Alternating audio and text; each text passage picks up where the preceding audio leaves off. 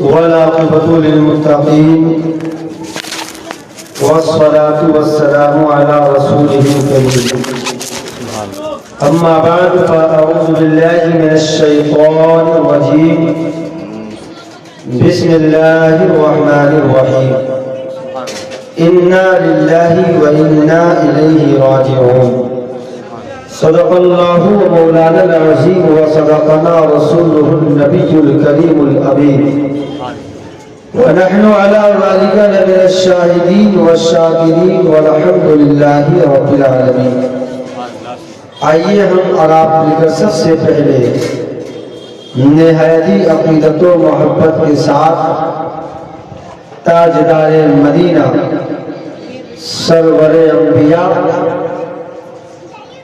امام الانبیاء فخر دو جہاں سلطان الرسول دانائے غیوب منزہ عن العیوب سرکار دو عالم محمد مصطفیٰ صلی اللہ تعالی علیہ وسلم کی بارگاہ کریمہ میں جھوم جھوم کر درود پاک کا ہدیہ پیش کریں. پڑھے باواز بلند اللہم صلی علی سیدنا شفیعنا حبیبنا مولانا محمد وبارک وسلم وصلو علیہ صلاة و سلام علیکہ یا رسول اللہ صلی اللہ تعالی علیہ وسلم.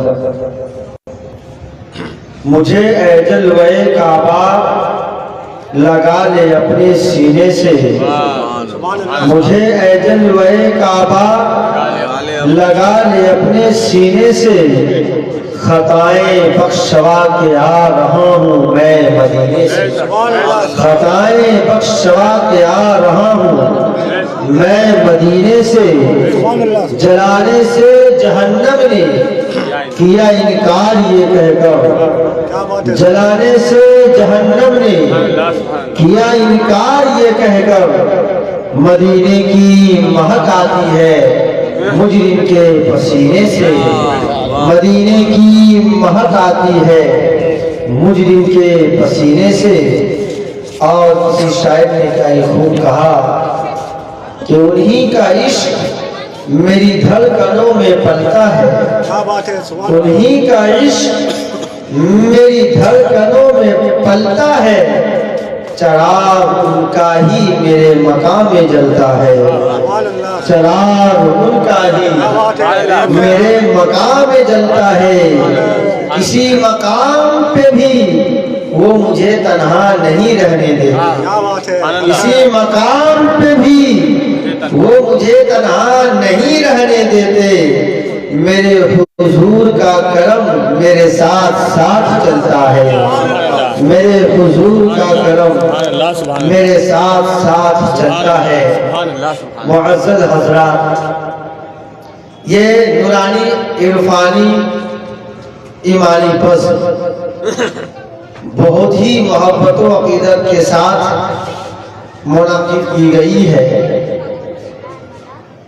ہر سال کی طرح اس سال بھی برائے احسان ثواب کے تحت ہمارے اسلامی بھائیوں اور اسلامی بہنوں نے اس نورانی محفل کا اہتمام کیا.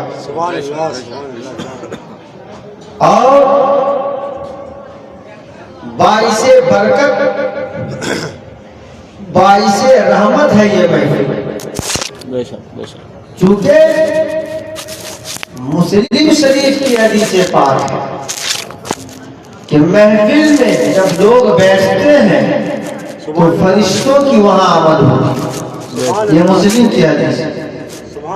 اور فرشتے اپنے نورانی پروں کو سبوں کے سروں پر شامیانہ بنا دیتے ہیں. اور جب تک وہ محفل چلتی رہتی ہے فرشتے اسی حالت میں رہتے ہیں. اور جب محفل ختم ہو جاتی ہے تو فرشتے اللہ کی بارگاہ میں جا کر عرض کرتے ہیں کہ میرے مولا ہم لوگ ایسی محفل سے آ رہے ہیں جہاں تیرا بندہ تیرا ذکر کر رہا ہے. یہ مسلم کی حدیث پاک ہے جو میں اختصار کے ساتھ بیان کر رہا ہوں. اللہ فرماتا ہے وہ کیا چاہتے تھے. فرشتے عرض کرتے ہیں وہ جہنم سے چھٹکارا چاہتے ہیں۔ اللہ فرماتا ہے کہ اس نے جہنم کو دیکھا؟ عرض کیا ان لوگوں نے جہنم کو تو نہیں دیکھا۔ اللہ فرماتا ہے اگر دیکھ لے تو فرشتے عرض کرتے ہیں وہ اور بھی تیری عبادت کریں گے اور گناہوں سے بچنے کی کوشش کریں گے۔ اللہ فرماتا ہے میں نے ان تمام کو جہنم سے آزاد کر دیا۔ اور وہ کیا چاہتے تھے؟ فرشتے عرض کرتے ہیں وہ جنت چاہتے ہیں۔ فرشتے عرض کرتے ہیں کیا ان لوگوں نے جنت کو دیکھا جو جنت چاہتے ہیں؟ عرض کیا میرے مولا جنت کو تو نہیں دیکھا۔ اللہ فرماتا ہے اگر جنت دیکھ لے تو فرشتے عرض کرتے ہیں وہ اور بھی تیری عبادت کریں گے اور بھی جنت کے خواہش مند ہو جائیں گے۔ اللہ فرماتا ہے میں نے ان تمام کو جنتی بنا دیا۔ مسلم کی حدیث ہے۔ تو معزز حضرات اللہ کے ذکر کی محفل میں بیٹھنے والا یقیناً خوش نصیب ہوتے ہیں، جیسے کہ مسلم کی حدیث اس بات پر دلالت کرتی ہے۔ میں نے جس آیت کریمہ کی تلاوت کا شرف حاصل کیا، اللہ ارشاد فرماتا ہے اِنَّا لِلَّهِ وَإِنَّا إِلَيْهِ رَاجِعُونَ کہ بے شک ہم اللہ کے لیے اللہ کے لیے ہیں اور اسی کی طرف لوٹنا ہے۔ یعنی اللہ نے مجھے عدم سے وجود میں لایا،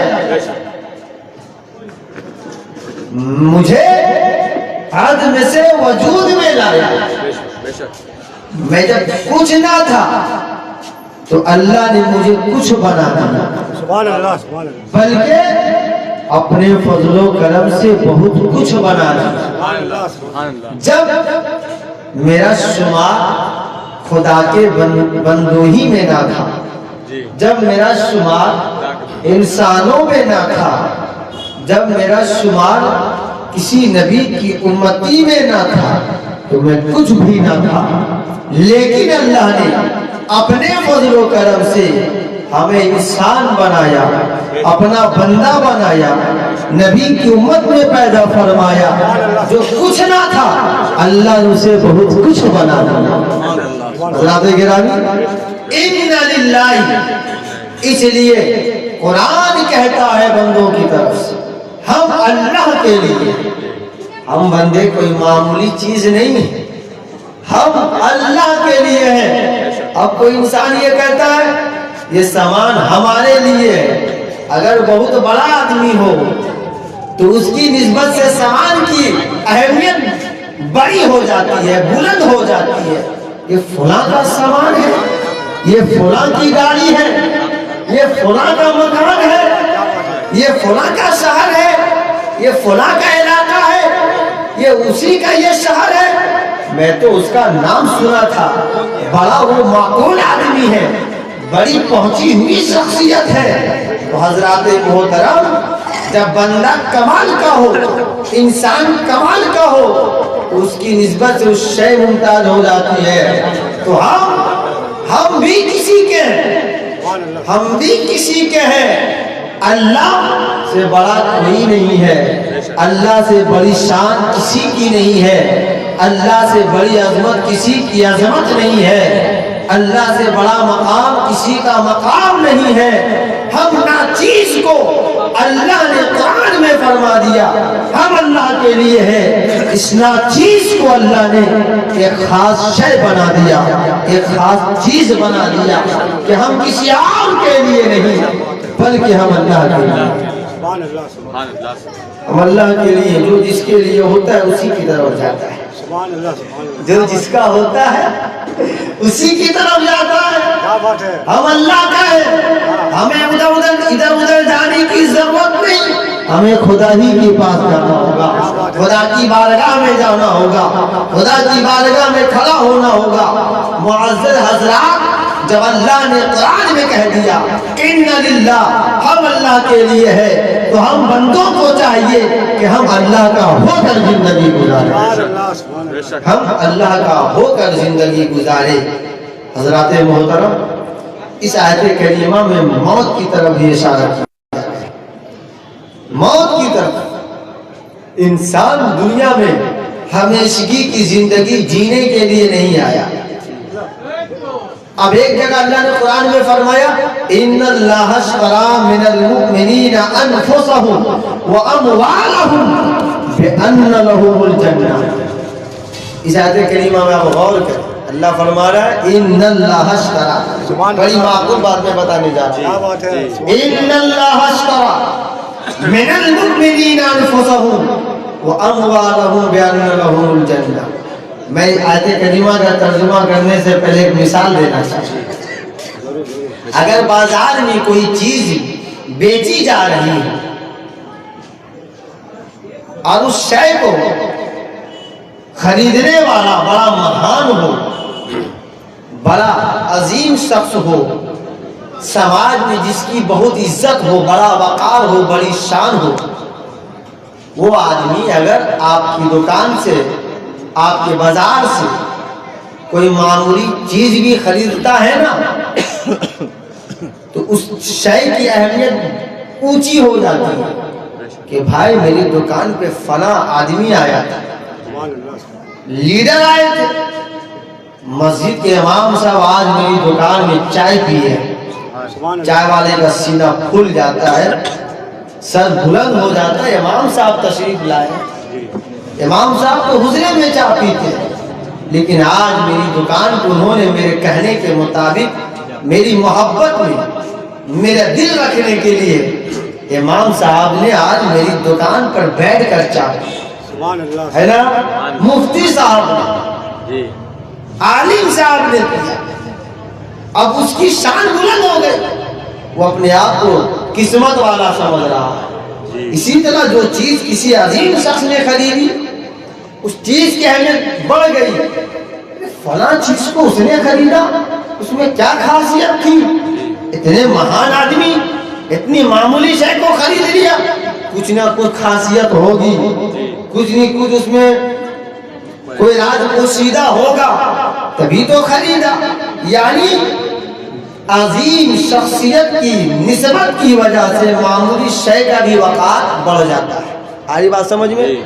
اب آیت کریمہ غور کریں، ان اللہ اشتری من المؤمنین انفسهم واموالهم بان لهم الجنہ۔ جب آدمی خریدتا ہے نا تو مال دیتا ہے تب سامان خریدتا ہے، فری میں خریدنا ہوتا ہی نہیں، فری میں خریدنا پایا جائے گا؟ اگر کوئی فری ملے گا تو اس کو خریدنا نہیں ہوا، وہ اس کو تحفہ کہتے ہیں، کیا کہتے ہیں؟ ہدیہ کہتے ہیں، تحفہ۔ ہم آپ کی دکان پہ گئے سامان خریدنے کے لیے، یہ ٹوپی بڑی اچھی ہے، اب میں نے کہا سوچ جاؤ آپ ٹوپی دے دیں مجھے، بڑی خوبصورت لگ رہی ہے، قیمت کتنی ہے؟ 200 روپیہ ہے۔ میں نے نکال کر ان کو دینے لگا، انہوں نے انکار کیا، نہیں رہنے دیجئے، مت دیجئے، آپ لے جائیے۔ حالانکہ وہ ٹوپی بکری کی تھی، وہ تحفے کے لیے دکان میں نہیں رکھی گئی، تحفہ کے لیے الگ سے سامان خرید کر گھر میں جا کر دیا جاتا ہے، دکان میں تحفہ نہیں دیا جاتا ہے، وہ خریدنے وہ بیچنے کے لیے ہے۔ لیکن میں پہنچا، انہوں نے فری میں ٹوپی دے دی، تو مطلب کیا ہوا؟ میں نے خریدنے کے لیے گیا لیکن انہوں نے مجھے فری میں دیا، یہ تحفہ ہوا، یہ ہدیہ ہوا۔ اسے خریدنا نہیں کہتے ہیں، مال لے کر مال دینے کو خریدنا کہتے ہیں۔ آری بات سمجھ میں؟ مال دے کر مال کو، سامان کو خریدنا، اسے خریدنا کہتے ہیں۔ تو میں کہہ رہا ہوں کہ جب کوئی انسان کسی سے سامان خریدتا ہے تو مال دے کر خریدتا ہے، کسی شے کے عوض میں خریدتا ہے۔ اب اللہ فرما رہا ہے قرآن میں، ان اللہ اشتری من المؤمنین انفسهم واموالهم بان لهم الجنہ۔ ہم نے مومنوں کی جان کو، ان اللہ اشتری من المؤمنین انفسهم واموالهم، ہم نے مومنوں کی جان کو اور اس کے اموال کو میں نے خرید لیا ہے۔ اللہ فرما رہا ہے میں نے خرید لیا۔ اے اللہ یہ جان تیری دی ہوئی، یہ مال تیرا دیا ہوا، تو ہی دیا، تو ہی خریدتا ہے۔ بات سمجھ میں نہیں آ رہی ہے؟ ان اللہ اشتری من المؤمنین انفسهم واموالهم بان لهم الجنہ۔ ہم نے مومنوں کی جان کو اور اس کے مال کو خرید لیا ہے. اے اللہ یہ تو نے جان دیا, یہ جان تیری ہے, یہ زندگی تیری دی ہوئی ہے, تو پھر یہ خریدتا کیوں ہے؟ خریدنا تو نہیں ہوا. اللہ گویا فرما رہا ہے میں نے تجھے دیا, تجھے زندگی کا مالک بنایا تاکہ تو اچھی طرح زندگی گزار, اس کا فائدہ اٹھا, میری عبادت کر. میں نے تجھے دے دیا زندگی, اب زندگی کو کس طرح گزارنا ہے اس کا مالک تو ہے, اس کا نگہبان تو ہے. تو اب میں نے تجھے زندگی تو دی, پھر میں تجھے زندگی دے کر میں خریدتا ہوں. میں نے تجھے مال دیا, میں مال دے کر تجھ سے خریدتا ہوں. اے اللہ تو خرید رہا ہے تو اس کے عوض مجھے کیا دے رہا ہے؟ تو نے میری جان کو خریدا, میرے اموال کو خریدا, تو مجھے دیا کہاں؟ تو اللہ فرما رہا بیان لہم الجنہ, میں نے جنت دے کر تجھ سے تیری جان میں خرید لی ہے, تیرا مال خرید لا. حضرات گرامی, یہ اللہ کی محبت ہے کہ خود عطا کر کے مجھ سے لیتا ہے اور اس کے بدلے میں جنت عطا فرماتا ہے. تو حضرات گرامی ان للہ, ہم اللہ کے لیے ہیں. اور اس آیت کریمہ میں اللہ فرما رہا ہے ہم نے مومنوں کے مال کو اور جان کو خرید لیا ہے. تو پتہ چلا ہماری زندگی بھی اللہ کے لیے ہے, ہمارا وجود بھی اللہ کے لیے ہے, ہمارا اموال بھی اللہ کے لیے ہے. یہ ہے مومن کی شان, یہ ہے مومن کا وقار. تو ہم اللہ کے لیے, ہم کسی اور کے لیے نہیں ہے میرے بندے, ہم اللہ کے لیے ہیں. اے میرے بھائیوں, اے خدا کے بندو, اللہ نے آپ کو اور ہمیں اپنے لیے پیدا فرمایا, اپنے لیے پیدا فرمایا ہے. اس آیت کریمہ میں محبت کی جھلک تو دیکھیے, محبت کی جھلک تو دیکھیے, محبت کی کرن تو دیکھیے. ہم اللہ کے لیے. اگر آپ سے پوچھا جائے ارے بھائی گھر میں بچہ ہے, بچہ کو بولا جائے بیٹا تم کس کے لیے ہو, ہم اپنے امی ابو کا ہیں, ہم اپنے امی ابو کا ہیں. بچہ بولے گا تم میرا نہیں ہو, آپ کا نہیں ہے, ہم اپنے امی ابو کا ہیں. لیکن یہاں اللہ اپنے بندوں کے طرف سے فرما رہا ہے کہ اے بندہ تم اللہ کے لیے ہو, تم کسی اور کے لیے نہیں. اللہ کیا کسی چیز کا محتاج ہے؟ اللہ کسی شے کا محتاج نہیں. یہ اللہ کا کرم ہے کہ اللہ نے ہمیں پیدا فرمایا, اپنے لیے پیدا فرمایا. ہم اللہ کے لیے ہیں, اور ہم کوئی کھوٹا سکہ نہیں ہے کہ پھینک دیے جائیں, بلکہ ہم تو ایک بڑا کمال کا سکہ ہے, بڑا وزنی سکہ ہے, بڑی قیمتی سکہ ہے. ہم اللہ کے لیے ادھر ادھر پھینکے نہیں جائیں گے, وَإِلَيْهِ رَاجِعُونَ, اللہ ہی کی طرف جائیں گے, ادھر ادھر پھینکے نہیں جائیں گے. اور میری جان, میرا مال سب اللہ نے خرید لیا ہے. اور میرا مقام تو بِأَنَّ لَهُمُ الْجَنَّةَ, جنت ہے ہمارا یہ مومنوں کا مقام. اللہ نے جنت دے کر تجھ سے تیری جان خریدی, تمہارا مال خریدا. تو ہمارا مال غریبوں میں, صدقہ زکوٰۃ میں خرچ ہونا چاہیے, جائز کاموں میں خرچ ہونا چاہیے. اور ہماری جان خدا کی محبت, خدا کی ریاضت, خدا کی رضا کے لیے ہماری زندگی ختم ہونی چاہیے. جہاد فی سبیل اللہ میں ہماری زندگی ختم ہونی چاہیے. جو صحابہ کرام نے, معزز حضرات, اور میں ایک نقطہ بتا, ہر دنیا میں جتنی بھی چیز ہے سب انسانوں کے لیے ہے, سب انسانوں کے لیے ہے. پانی ہمارے لیے, ہوا ہمارے لیے, یہ رزق ہمارے لیے, آسمان و زمین کی وسعت ہمارے لیے, سرسبز و شاداب زمین ہمارے لیے, کھیت کھلیان میں پڑے ہوئے اناج, ہرے بھرے اناج ہمارے لیے, پھولوں کی خوشبو ہمارے لیے, پھولوں کی رنگت ہمارے لیے, گلشن کا بہار ہمارے لیے ہے. پوری کائنات کو اللہ نے اپنے بندے کے لیے پیدا کیا. اور یہ ہوتا ہے کہ پہلے ضرورت کو پیدا کیا جاتا ہے، تب ضرورت کو جو استعمال کرنے والا ہے اسے پیدا کیا جاتا ہے۔ اگر آپ کو گھر کی ضرورت ہو تو پہلے آپ گھر بناتے ہیں، تب گھر کے اندر رہنا شروع کرتے ہیں۔ ضرورت کی اشیاء جو ہوتی ہے پہلے اسے اپنے قبضے میں لایا جاتا ہے، تب استعمال کیا جاتا ہے۔ بغیر قبضے کے آپ ضرورت کے سامان استعمال نہیں کر سکتے۔ اب اللہ نے انسان کو پیدا کرنا چاہا تو سب سے پہلے زمین و آسمان کو بنایا کہ انسان کو میں دنیا میں پیدا کروں گا، تو اللہ نے زمین کو بنایا، آسمان کو بنایا، ہوا کو پیدا کی، آگ کو پیدا کیا، پانی کو پیدا کیا، اس کی ضروریات کی اشیاء کو پیدا کیا۔ زمین پہلے سے بنی ہوئی تھی، ایسا نہیں کہ انسان کو پیدا کرنے کے بعد زمین بنائی گئی، آسمان بنایا گیا، پہلے سے بنا دیا۔ تب حضرت آدم علیہ السلام کو زمین پہ بھیجا گیا، تو ضرورت کی شے کو اللہ نے پہلے بنایا، تب اس ضرورت کو جو استعمال میں لانے والے ہیں اسے اللہ نے پیدا فرمایا ہے۔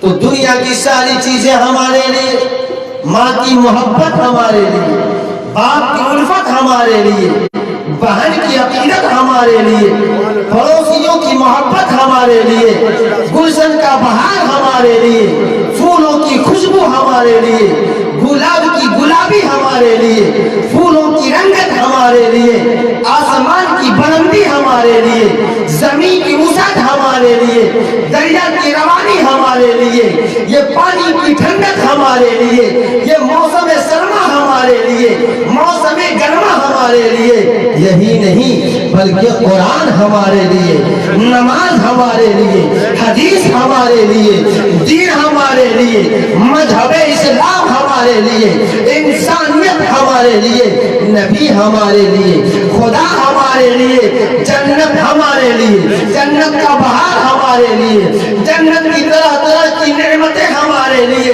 اے اللہ رب العزت، ساری کائنات کو تو نے تو ہمارے لیے پیدا فرمایا ہے، زمین کو تو نے ہمارے لیے پیدا فرمایا، آسمان کو تو نے ہمارے لیے پیدا فرمایا ہے، بارش کی بوندیں تو نے ہمارے لیے برسایا ہے، آسمان کی بلندی ہمارے لیے ہے، سورج کی تابیانی ہمارے لیے ہے، چاند کی چاندنی ہمارے لیے ہے، ستاروں کی چمچماہٹ ہمارے لیے ہے، گلشن کا بہار ہمارے لیے ہے، ماں کی ممتا ہمارے لیے، باپ کی شفقت ہمارے لیے، اسلام ہمارے لیے، دین ہمارے لیے، قرآن ہمارے لیے، خود تو ہمارے لیے، لیکن ہم بندوں کو تو نے کس کے لیے بنایا ہے؟ تو قرآن نے جواب دیا، کیا تجھے نہیں معلوم؟ اِنَّ لِلَّهِ وَإِنَّ إِلَيْهِ رَاجِعُونَ، ارے بندے تو اپنے مولا کے لیے ہے، اسی کی طرف لوٹ کر جانا ہے۔ ساری کائنات کو اللہ نے ہمارے لیے پیدا فرما کر اس کے وقار کو بدلایا، اور اللہ نے ہم بندوں کو اپنے لیے پیدا فرما کر ہمارے وقار کو بدلا دیا، ہماری شان کو بدلا دیا۔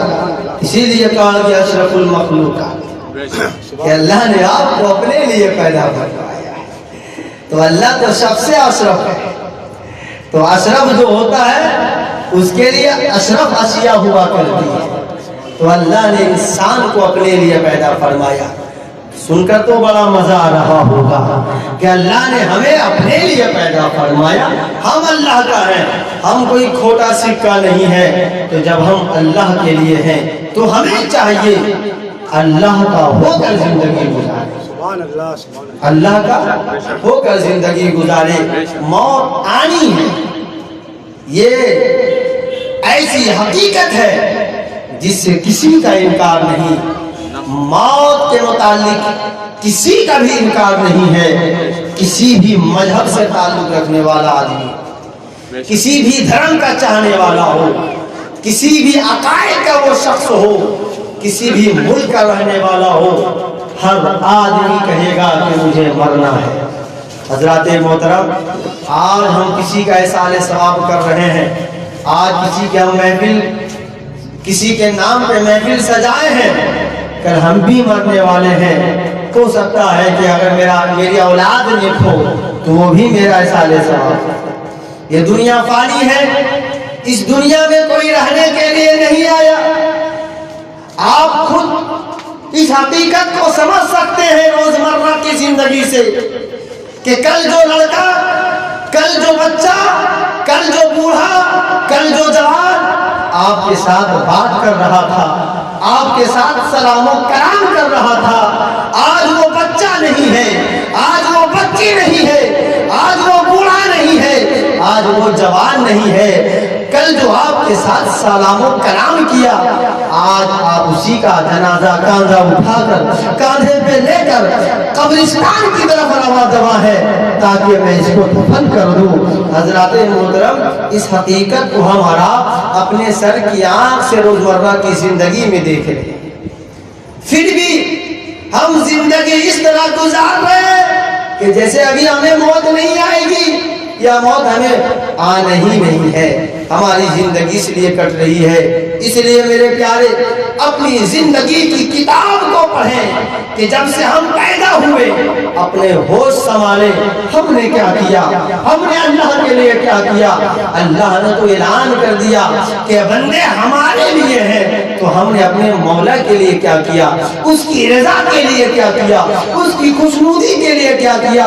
ابھی اس پرفتن کے دور میں طرح طرح کے گناہ اور طرح طرح کے فتنہ جنم لے رہے ہیں اس پرفتن دور میں، اور ہمارے نبی کی پیشن گوئی ہو چکی ہے کہ ایک دور آئے گا، گناہ عام ہو جائے گا، شراب عام ہو جائے گا، ناچ گانا عام ہو جائے گا، زنا عام ہو جائے گا، ماں باپ کی نافرمانی عام ہو جائے گی، کوئی ماں باپ کا نہیں سنے گا۔ جب ایسا ہونے لگے تو سمجھ جاؤ کہ قیامت قریب ہے۔ حضرات محترم، ساری باتیں تو بدلا دی، پھر ہم کس چیز کے انتظار میں ہیں، پھر ہم کس چیز کا ہم منتظر ہیں، ہم کس چیز کو حاصل کرنے کے لیے کوشاں ہے۔ ہمیں مرنا ہے، اور یاد رکھیں یہ کوئی کتاب میں لکھی ہوئی یا اس عمر پر کسی نے مہر نہیں مارا ہے کہ آپ کو 60 سال 70 سال ہی جینا ہوگا، 80 سال ہی جینا ہوگا، 90 سال کی عمر ملے گی۔ یہ کوئی جو ہے تحقیق نہیں ہے آپ کی زندگی پر۔ موت کو سیدھا ہے، کبھی بھی موت کا شکنجہ آپ کے گردن کو کس لے اور آپ دنیا کو الوداع کہہ کر ڈالیں، ابدی کی طرف چلے جائیں۔ حضرات محترم، دنیا فانی ہے، یہ دنیا فانی ہے، اور یہ دنیا دھوکے کی جگہ ہے۔ دنیا کیا ہے؟ دھوکے کی جگہ ہے۔ دنیا کی رنگ برنگیوں کو انسان دیکھ کر دھوکہ کھا جاتا ہے، اور اس کے حصول میں ایسا لگ جاتا ہے کہ وہ دین کو بھلا بیٹھتا ہے، نبی کی سنت کو بھلا بیٹھتا ہے، اللہ کے فرمان کو بھلا بیٹھتا ہے۔ حد یہ ہوتی ہے کہ حلال اور حرام میں فرق نہیں کر پاتا۔ حضرات محترم، یہ دنیا فانی ہے، اپنے آپ کو نکھارنا ہوگا، سنوارنا ہوگا، کیونکہ ہم جس گھر میں آج رہ رہے ہیں، کہ اسی گھر میں ہمارے والد رہا کرتے تھے، ان کے والد رہا کرتے تھے، ان کے والد رہا کرتے تھے، آج وہ نہیں ہے، ان کے والد بھی نہیں ہے، یعنی ہمارے دادا بھی نہیں ہے، ہمارے پردادا بھی نہیں ہے، ہمارے باپ بھی نہیں ہے، تو اسی طرح میں بھی کل نہیں رہوں گا۔ اس مقام کا ہم مکی اس طرح نہ بنے کہ ہمیں یہ ذہن میں یہ بات سما جائے کہ ہم ہمیشگی کی مکی بن کر یہاں آئے ہیں۔ حضرات محترم، دنیا میں کوئی ہمیشگی کی زندگی گزارنے کے لیے نہیں آیا۔ ابھی جو گناہ کا ماحول ہے، پرفتن کا دور، انسان کو چاہیے کہ اپنے آپ پر کنٹرول رکھے، خدا کی مدد چاہے۔ انسان کا سب سے بڑا کمال کیا ہے معلوم؟ انسان کا سب سے بڑا کمال اور اس کی خوش نصیبی میں کہوں گا، انسان کا سب سے بڑی خوش نصیبی یہ ہوگی کہ انسان کا خاتمہ، مسلمان کا خاتمہ ایمان پر۔ آری بات سمجھ میں؟ ایمان پر خاتمہ، یہ سب سے بڑی خوش نصیبی کی بات ہے۔ اس بھول بھلیا میں نہ رہے کہ ہم کلمہ پڑھ لیں، قرآن پڑھ لیں، ایمانی پر خاتمہ، اچھی موت آئے، کہ آپ اس بھول بھلیا میں نہ رہے، آپ اللہ کی بارگاہ میں دعا کرتے رہا کریں، اللہ ایمان پہ خاتمہ دینا اور اچھی موت عطا فرما۔ اچھی موت سے کیا مطلب؟ یعنی ایسی موت کہ جب میری موت آئے تو ہم عبادت میں ہوں، قرآن کی تلاوت کر رہے ہوں، نماز پڑھ رہے ہوں، ماں باپ کی خدمت کر رہے ہوں، ارے کوئی دین کا کام کر رہے ہوں۔ جب ایسی حالت میں موت آئے گی تب انسان کی بہت بڑی خوش نصیبی ہے۔ بے شک اور بری موت سے پناہ مانگنا چاہیے۔ بری موت کسے کہتے ہیں؟ کہ ہم گانا سن رہے ہو موت آ جائے، ٹی وی دیکھ رہے ہو موت آ جائے، سیریل دیکھ رہے ہو موت آ جائے، ماں باپ کی نافرمانی کر رہے ہو موت آ جائے، شراب پی رہے ہو موت آ جائے۔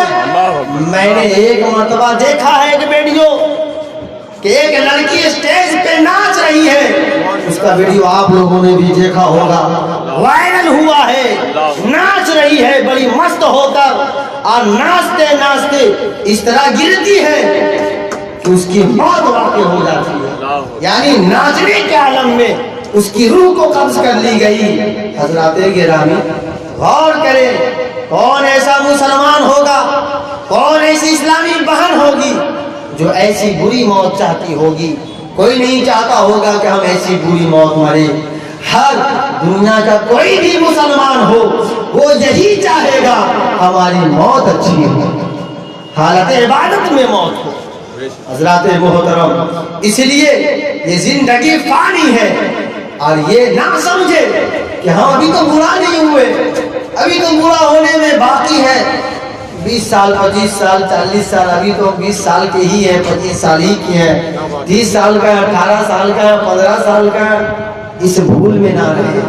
ہماری آنکھوں نے، آپ کی آنکھوں نے 2 سال کے بچہ کو بھی دنیا سے جاتے ہوئے دیکھا ہے، ایسے کو بھی دیکھا ہے جو دنیا میں پیدا نہیں ہوا، ماں کے شکم میں انتقال ہو گیا، ایسا بھی آپ نے دیکھا ہے پیدا ہوا آنکھیں بند ہو گئی، آپ نے دیکھا ہے، یہ مسلم ہے۔ اس لیے میرے پیارے، موت کا ذکر کثرت سے کرے۔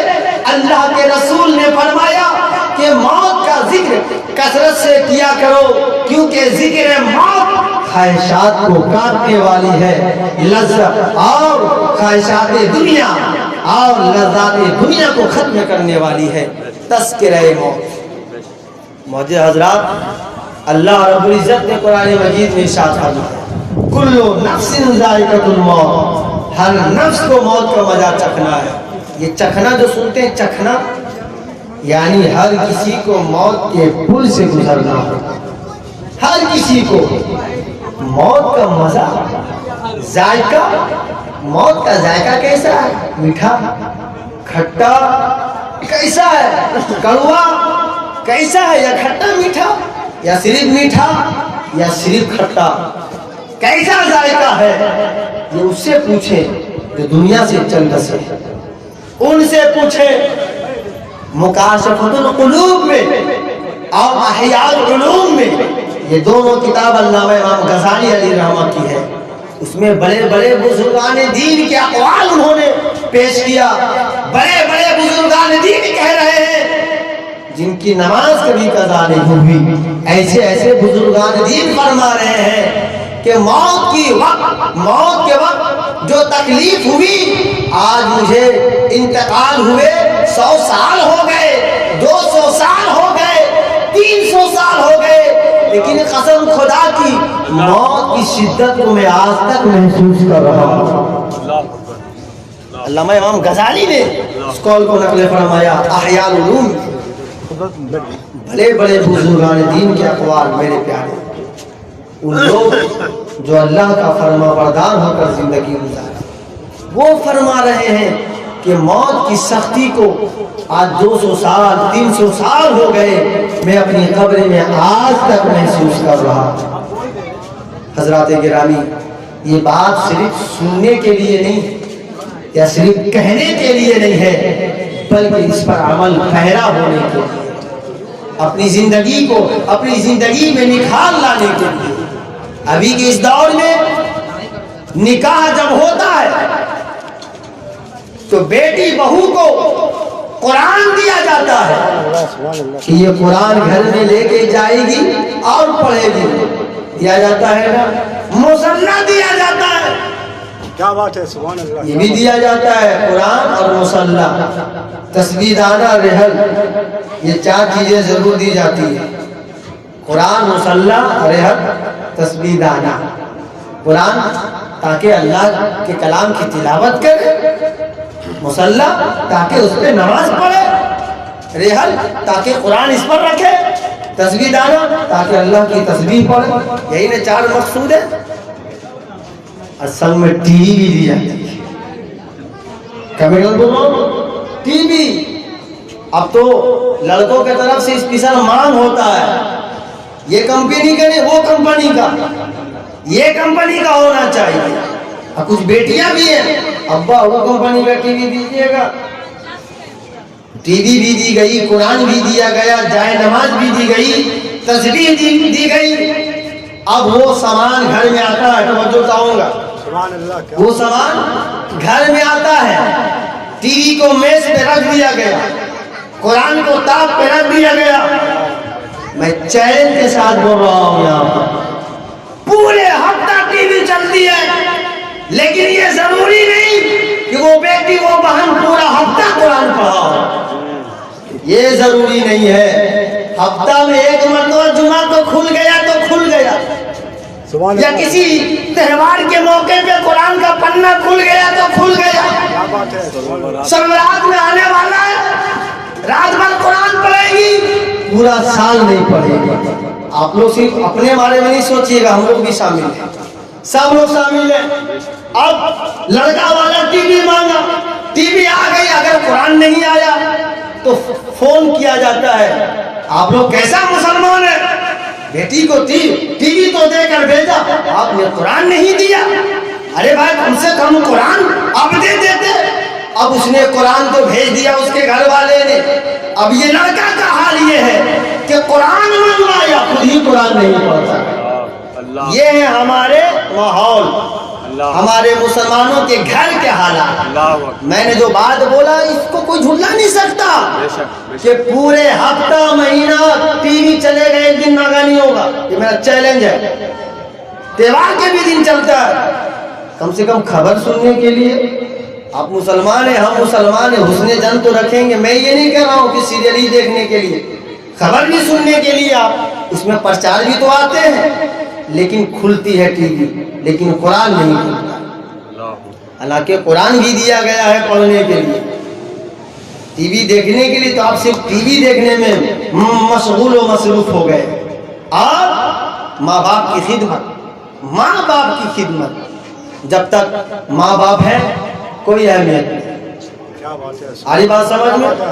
ماں باپ ہے تو کوئی اہمیت نہیں. کیا بات ہے. اور جب ماں باپ گزر گئے، ابا بہت یاد آ رہے ہیں، امی بہت یاد آ رہی کیا ہیں. بات ہے، سبحان اللہ. میں جب کام سے گھر میں آتا تھا تو امی سب سے پہلے ہمیں گلاس پانی دیتی تھی. وہ لمحہ یاد آ رہا ہے. میں کام سے آتا تھا تو ابو پوچھتے تھے بیٹا خیریت تو ہے، کام چلا تو آمدنی ہوئی ہے نا؟ اچھا نہیں ہوئی تو گھبرا مت، میرے پاس رقم ہے، میں تجھے کر کے بازار کا خرچہ دے دوں. آپ یاد کرتے.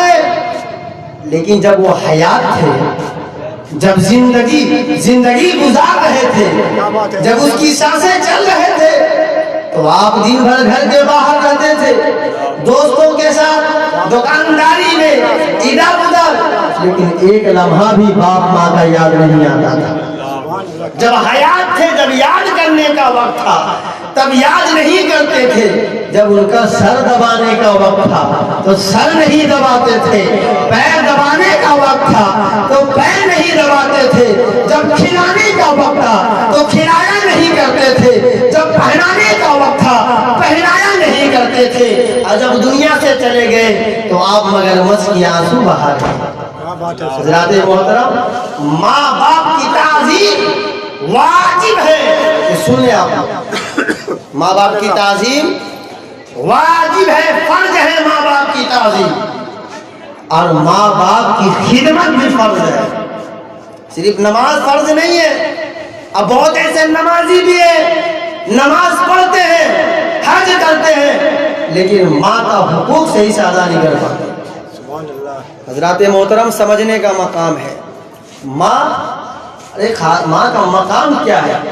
حضور خواجہ غریب نواز رحمۃ اللہ علیہ نے فرمایا ہست و بہشت میں کہ ماں کے چہرے کو دیکھنا عبادت ہے۔ سبحان اللہ۔ ماں کے چہرے کو دیکھنا عبادت ہے، اور حدیث سرکار ہے، ہمارے نبی کی حدیث ہے، فرماتے ہیں اگر کسی شخص نے اپنے ماں کے چہرے کو ایک مرتبہ محبت کی نگاہ سے دیکھا تو ایک حج کا ثواب ملتا ہے، ایک حج کا ثواب ملتا ہے۔ حضرات محترم، یہ ہے آج ہم لاکھوں روپیہ خرچ کر کے حج کرنے جاتے ہیں، حج کا ثواب لیتے ہیں، لیکن جس کے پاس دولت نہیں، ماں سب سے بڑی دولت ہے۔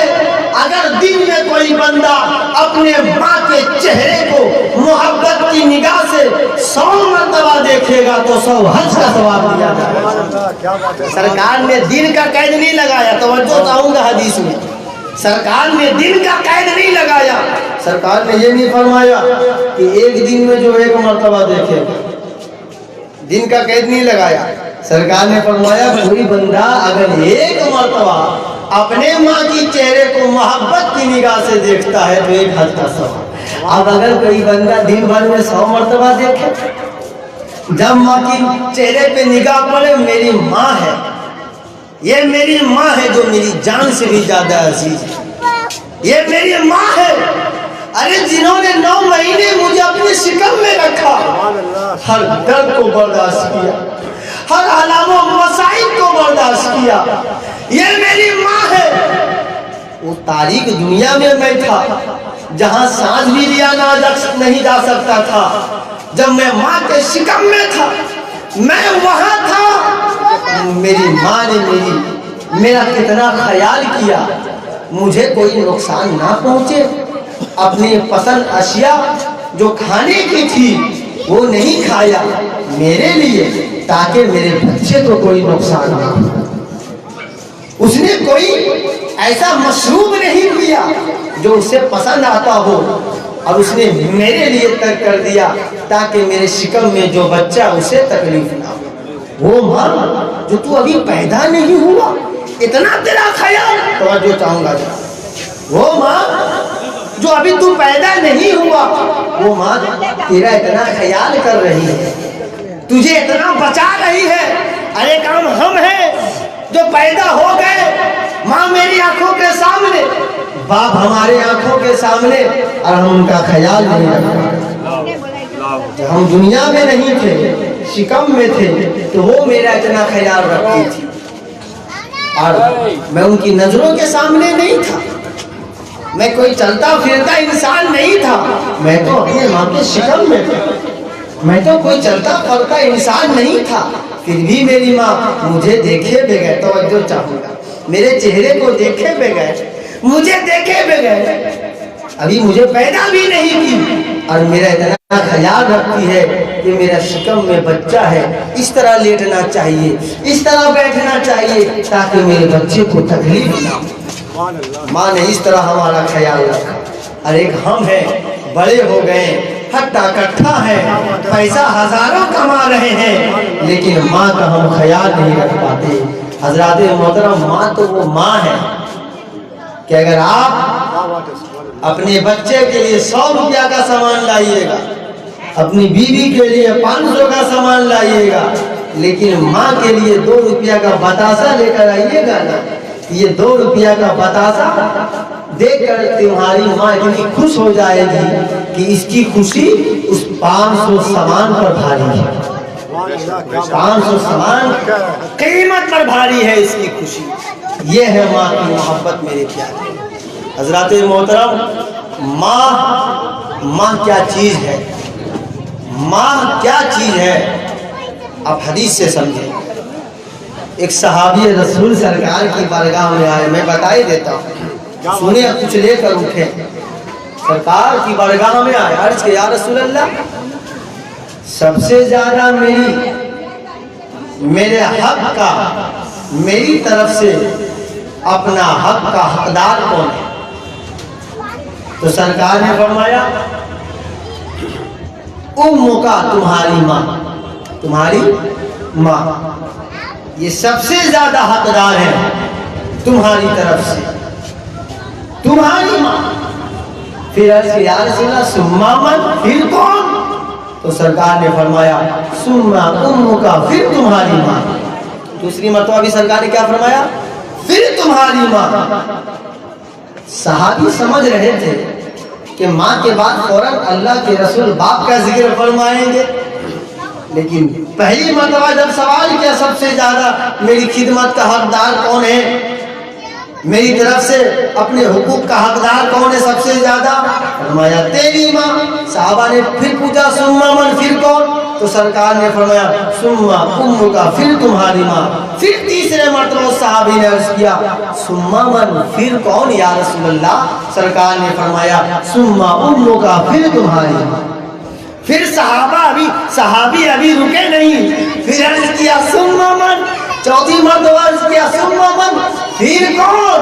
تو سرکار نے فرمایا ثم ابو کا، پھر تمہارا باپ۔ آ رہی بات سمجھ میں؟ پھر تمہارا باپ۔ تین مرتبہ جب سوال ہوئے تو تینوں مرتبہ سرکار نے فرمایا تمہاری ماں، تمہاری ماں، تمہاری ماں۔ چوتھا مرتبہ سرکار نے فرمایا پھر تمہارا باپ۔ اب یہاں پر ایک سوال پیدا ہوتا ہے، کیا باپ اپنے بیٹے سے، اپنی اولاد سے کم محبت کرتا ہے؟ نہیں بھائی، باپ بھی محبت کرتے، باپ بھی بے پناہ محبت کرتا ہے۔ پسینے بہا کر تمہارے لیے دھوپ میں کھڑے ہو کر اینٹیں اٹھا کر آپ کے لیے چند پیسے کما کر لاتا ہے اور تجھے بڑا سکون اطمینان کے ساتھ کھلاتا ہے نا؟ یہ باپ کی محنت باپ بھی کرتا ہے۔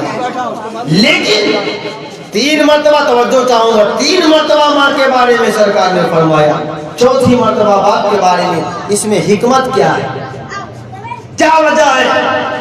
تو حضرت علامہ امام نووی شافعی رحمۃ اللہ علیہ اس حدیث کی شرح میں لکھتے ہیں کہ تین ایسے لمحات ہیں جس میں ماں اپنے بچے کی وجہ سے بہت زیادہ تکالیف اٹھاتی ہے اور وہ اس پر صبر کرتی ہے اور برداشت کرتی ہے۔ تین ایسے لمحات ہیں، وہ کیا لمحات ہیں؟ پہلا لمحہ یہ ہے کہ جب بچہ ماں کے شکم میں ہوتا ہے تو اس وقت ماں کو بہت زیادہ تکالیف ہوتی ہے، تکالیف کا سامنا کرنا پڑتا ہے، اور اس مشقت کو بڑی ہمت کے ساتھ وہ برداشت کرتی ہے، صبر کرتی ہے اور مسکرا کر اس تکلیف کو اٹھاتی ہے اور تکلیف کو جھیل لیتی ہے، پر زبان پہ شکوہ نہیں کہ مجھے اتنی تکلیف میرے بچے کی وجہ سے ہو رہی ہے۔ کوئی ماں ایسا کہتا؟ کوئی نہیں کہتی ایسی ماں۔ تو وہ ایک لمحہ وہ ہوا، عورتیں بھی سنیں۔ دو لمحہ، دوسرا لمحہ کیا ہے؟ دوسرا لمحہ یہ ہے کہ جب ماں اپنے بیٹے کو جنم دیتی ہے یا اپنی بیٹی کو، اپنی اولاد کو ماں جنم دیتی ہے تو اس وقت ماں کو بڑی تکلیف ہوتی ہے، مصائب و آلام کا سامنا کرنا پڑتا ہے۔ ماں اس تکلیف کو مسکرا کر سہتی ہے اور زبان پہ شکوہ نہیں لاتی۔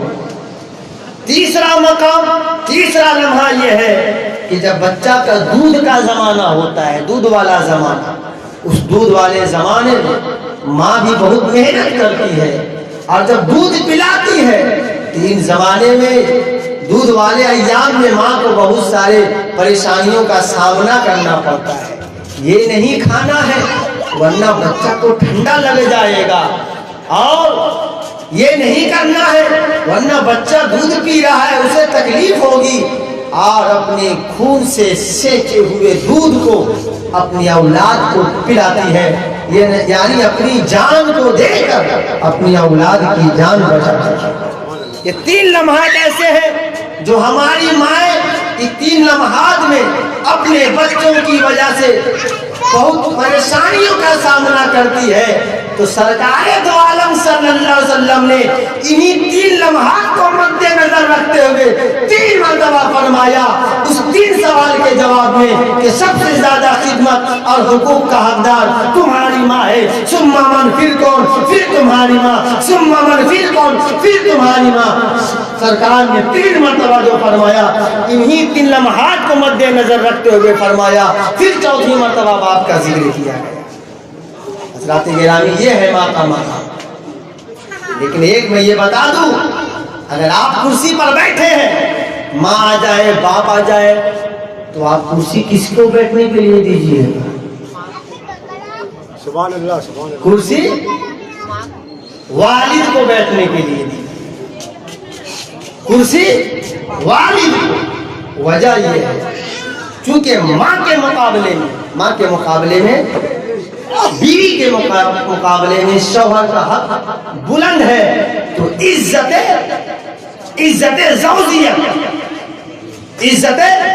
زوجیت، وہ ماں ہے وہ باپ ہے، دونوں میاں بیوی ہے، لیکن باپ کا مقام ماں کی نظر میں ماں کے مقابلے میں بلند ہے۔ اس لیے یہاں پہ ادب کا تقاضا یہ ہے کہ کرسی باپ کی طرف بڑھایا جائے۔ آئی بات سمجھ میں؟ یہ ادب کا تقاضا ہے۔ لیکن حقوق کی ادائیگی میں، خدمت میں ماں کو مقدم رکھا جائے، کیونکہ ماں کا حقوق باپ سے زیادہ ہے۔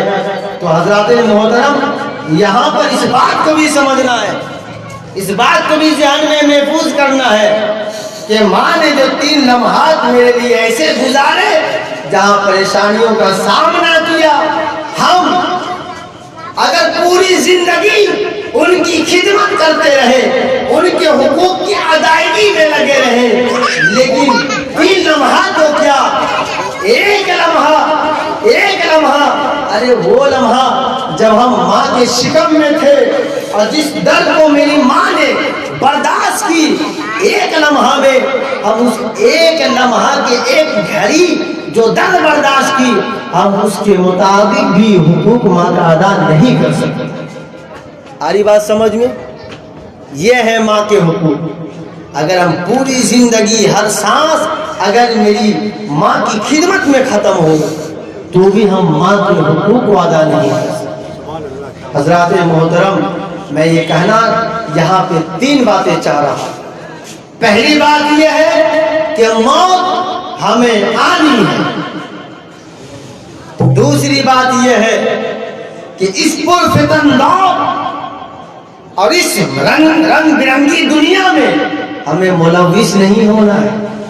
یہ یہودی عیسائیوں کی چال ہے۔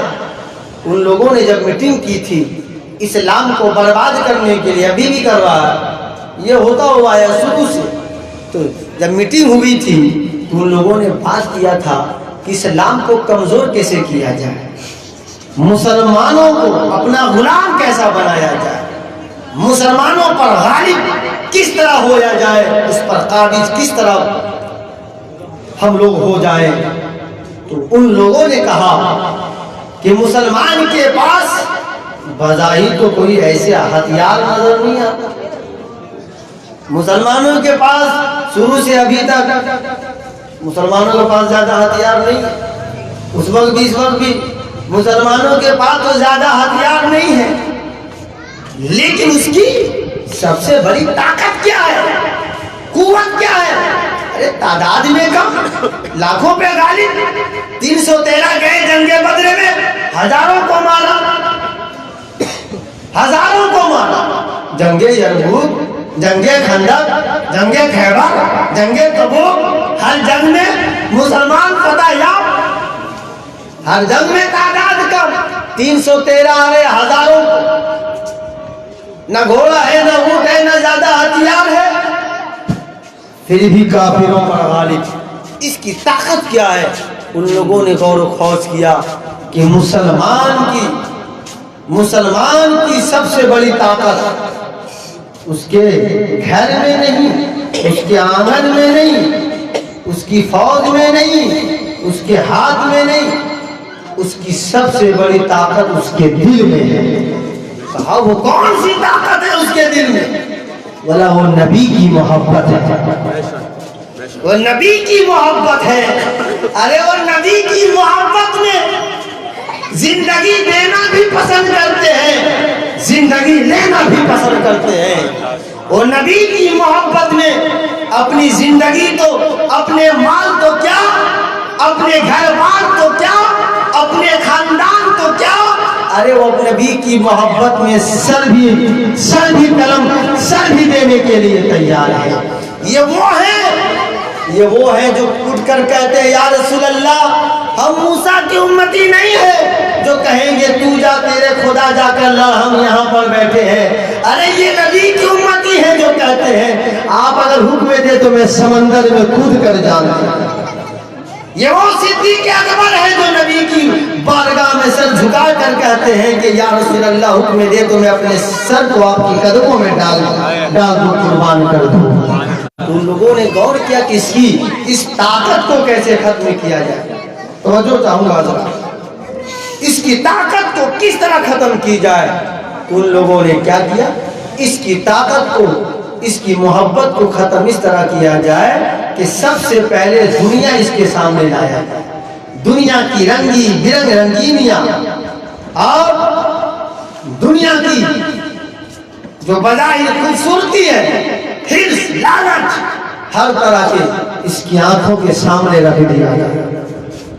इसका जहन, इसका दिल जब इसके तरफ माइल होगा तो दिल नबी की मोहब्बत से खाली होने लगेगा। दिल अब गुंबदे खजरा से नहीं लगा हुआ रहेगा, दिल दुनिया के महल से लगा हुआ रहेगा। दिल आखिरत की दौलत से नहीं लगा रहेगा, बल्कि दिल दुनिया की दौलत से लगा रहेगा। दिल नबी से नहीं लगा रहेगा, दिल तकरीर से नहीं, कुरान की तिलावत से नहीं, नाते नबी से नहीं, बल्कि दिल गाना बजाना से लगना शुरू हो जाए। उन लोगों ने ऐसा किया, तरह तरह के इजादात किए, ऐसे चीज वगैरह किताबों में, मोबाइल में डाल रखा कि अगर आप मोबाइल खोलें नाते नबी सुनने के लिए वहां पर भी गलत प्रचार आ जाता है। आखिर होता कैसे? उन लोगों ने ऐसा सेटिंग कर दिया कि हमारे लोग तो पहले से बिगड़े हैं, उसको बिगाड़ने की जरूरत नहीं है, जो सुधरे उसे बिगाड़ो, जो सुधरे उसे बिगाड़ो। तो यहूदी और ईसाइयों ने मुसलमानों पे कब्जा जमाना इस तरह शुरू किया कि दुनिया की दौलत को सामने मुसलमानों की आंखों के नजरों में रख दिया और दुनिया के जो रंगीनियां जो थी हम मुसलमानों की निगाहों के सामने रख दी और हम इस्लामी भाई, हम इस्लामी बहनें उसी रंगीनियों में खो गए और अपने दीन को भूल बैठे। उन लोगों ने इस तरह हम पर काबिज होना शुरू हुआ है। हज़रात मोहतरम, सारी दौलत अल्लाह ने हमारे पास रखा है, तेल हमारे पास है, डीजल हमारे पास है, हर चीज हमारे पास है, लेकिन आज भी हम इसका गुलाम हैं क्योंकि हम हिकमत से नहीं चल रहे हैं बल्कि अपनी आदत से चल रहे हैं। अगर हम हिकमत से चले तो यकीनन आज मुसलमान फिर से पूरी दुनिया पर हावी हो जाए। तो हज़रात मोहतरम, इस पुरफितन दौर में खुद को काबू में रखना है। और तीसरी बात यह है कि माँ बाप के हुकूक का भरपूर ख्याल रखना है। माँ बाप की हुकूक की अदायगी में जर्रा बराबर भी किसी तरह की कमी नहीं होनी चाहिए। अगर माँ राजी हो जाए तो यकीनन रसूल और खुदा राजी हो जाएगा। इसी की रजा में रसूल की रजा है, इसी की खुशनुदी में अल्लाह की खुशनुदी है। अरे माँ जब दुआ कर दे तो माँ की दुआ अल्लाह रद्द नहीं फरमाता। आप दूसरों को कहते फिरते हैं दुआ कीजिएगा, इमाम को, पीरों को, आलिमों को, हाफिजों को कहे फिरते हैं दुआ कीजिएगा। अरे माँ तो मकबूलियत का ऐसा चराग है आपके घर में, अगर वो दुआ कर दे तो आप मकबूल हो जाएंगे, आपकी दुआ कबूल हो जाएगी। ये माँ जब दुआ करती है तो बायजीद बुस्तामी जाकर सुल्तान आरिफीन बनते हैं। ये माँ जब दुआ करती है तो ख्वाजा हसन संदरी गरीब नवाज बनते हैं। ये माँ जब दुआ करती है तो अब्दुल कादिर गौसे आजम बनता है। ये माँ जब दुआ करती है तो अबू हनीफा इमाम आजम बनता है। ये माँ जब दुआ करती है